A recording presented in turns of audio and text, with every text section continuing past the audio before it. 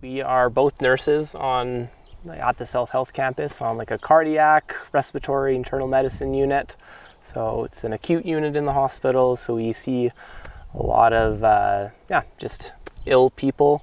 We saw a lot of COVID people in the beginning, but a lot of the after effects of COVID from people staying in the ICU nearing the end of like the second wave and whatnot. And so just a lot of sick people, a lot of addictions issues too during the year. But I think just personally for me this year, the years kind of felt a little lonely, to be honest. I think it felt pretty isolating in some ways. To obviously, like, we were having isolation like with our lockdown requirements and stuff, but I know that me and Jazz and the Bartels and just the circle that I was in, we really tightened up and took seriously those restrictions and didn't really see a whole lot of people.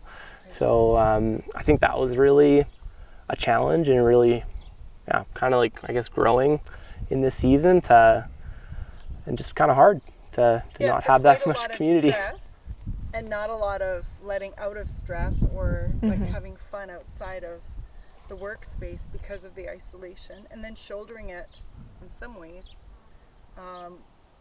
on your own or with each other, but not a lot of people getting what you were facing day in, day out as healthcare workers during the pandemic. Jasmine, what would you add?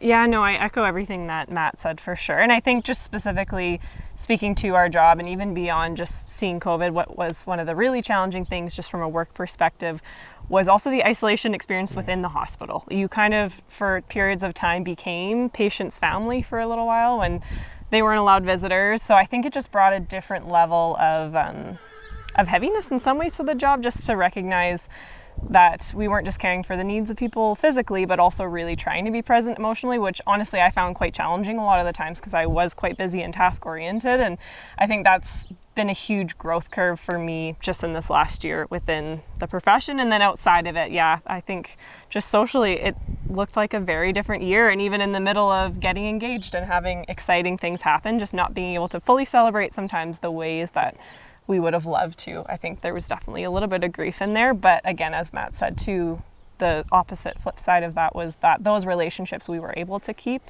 really close with just physically, we really were able to develop a lot of depth within those in the last year too. So.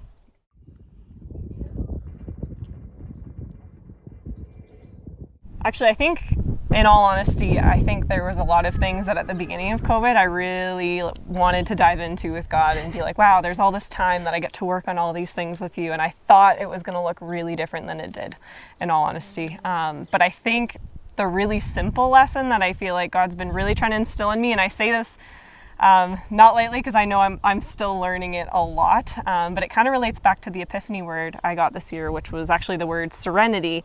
And for me, I think that word has really meant like peace and rest for me in a lot of ways, which was kind of opposite to what we were experiencing on the daily. And I think there was definitely many times where I felt quite anxious going into work, especially at a new job, and a lot of that stuff where I kept having to really, really rely on the peace of God, just that does surpass understanding. And I did experience it a lot of times, but there was definitely times when I also wasn't as aware of it as I wish I was. And then that whole rest piece as well has just looked very different, I think, during the season. I think often rest did look like partying with people and hanging out and being able to kind of, play, exactly.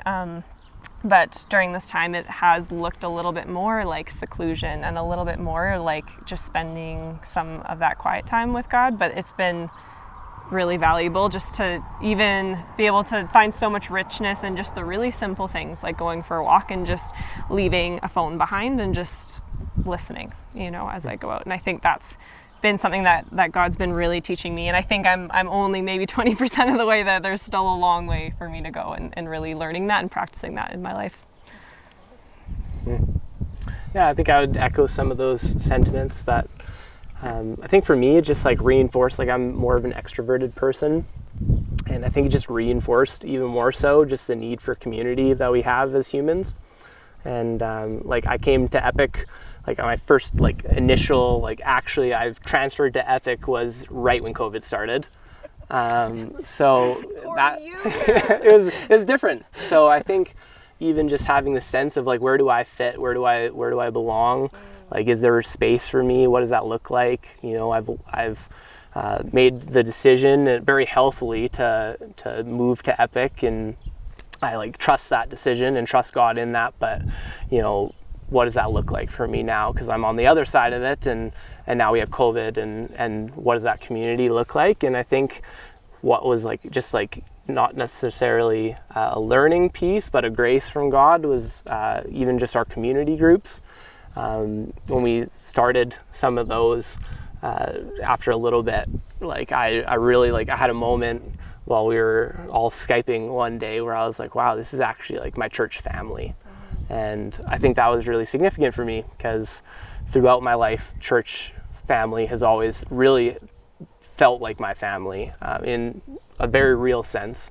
And so to feel that I have a church family with where I used to go in Journey Church, but also to now also feel like, wow, this is actually my church family as well at Epic, was really significant for me, and just gave me a heart longing for people to feel that as well, because I know there was a lot of people that I know who felt isolated and felt like, where do I fit, where do I belong? And to experience that, like, hey, like there's space for you, and like people that you can actually relate with and do life with. And I think that doing life, even if it's over Skype, it actually did feel like we were doing life together, which was really, really cool.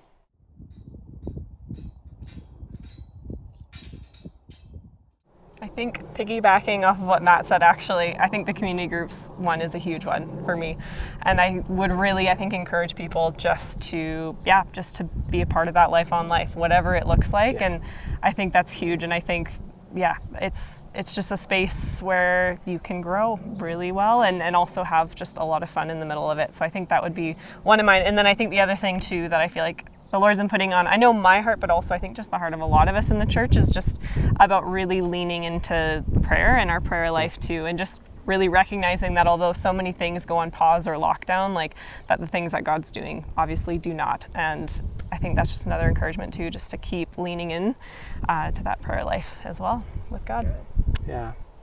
I think like community groups are definitely like one way of doing it, but I think just like ultimately I want people to feel like this is like, even just in the context of Epic, that like there's people that they can actually like do life with, and like there's things that we have available to help facilitate that, but all, like that's not to build our programs or make them great. It's like it's the people that matter, and like we want, like there are people to do life with, and I've like discovered that. And so I think like I just want that for others too, for them to really feel like they've found community to do life with, especially coming out of COVID when it felt very isolating.